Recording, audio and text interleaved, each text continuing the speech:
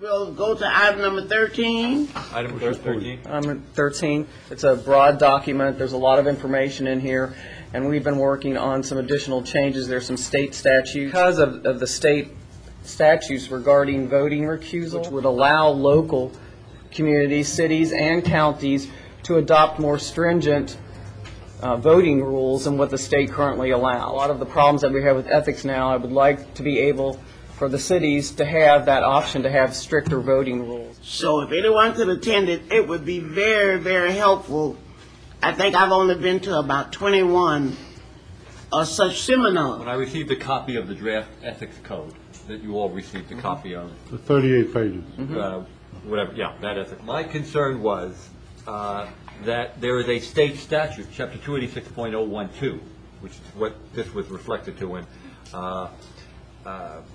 was that there is a state statute that says unless you have a conflict under state ethics law, Chapter 112, you must vote.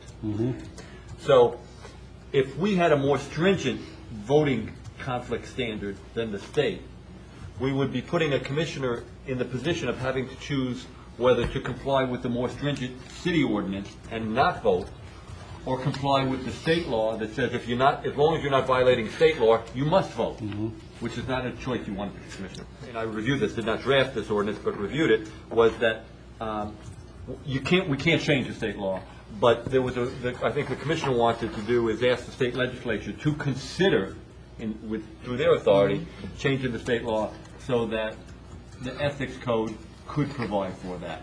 If you're going to declare a conflict of interest, should you participate in the discussion, or whether or not you should leave the room? That legally, you can stay and you can participate, and then you can declare conflict of interest.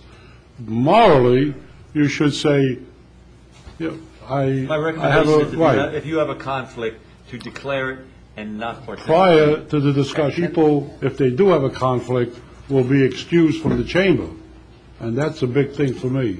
I think a person that is a conflict of interest, indicates it, should not be present during the discussion. Ramifications if you do participate and you violate this disclosure and ethics, then any action taken by the commission is void. I have some concern, and I guess it's a legal question that I need answered. Andy, is there precedent, or has precedent already been set?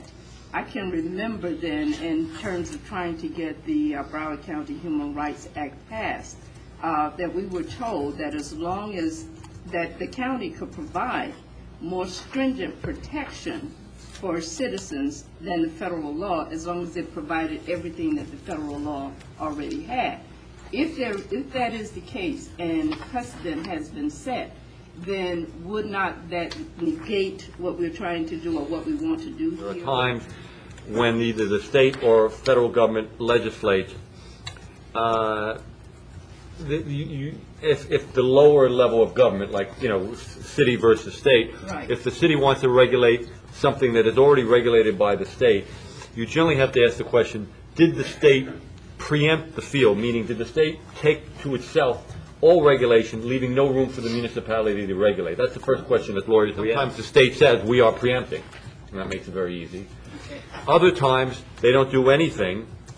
And other times, they'll say, the city may adopt more stringent regulations. That's also easy, because we know we can do it. Yes. And then other times, they don't do anything, and you are left to interpret whether the state meant to preempt the field.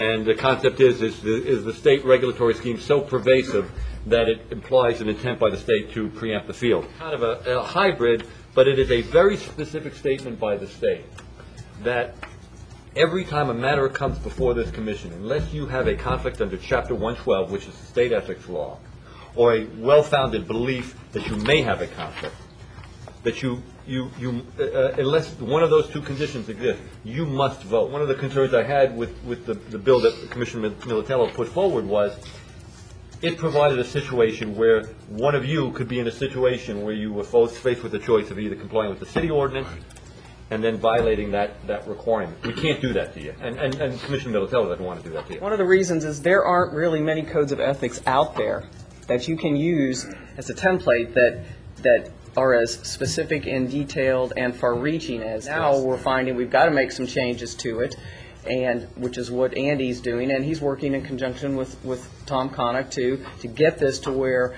what I've asked for it to be, and hope that you as commissioners will find that it's something that's a benefit to the citizens of Deerfield Beach, and we'll make it as stringent as we can. It's my job as your counsel to revise that only insofar as I felt that there were legal requirements to do. What will be before you is a document that you can adopt.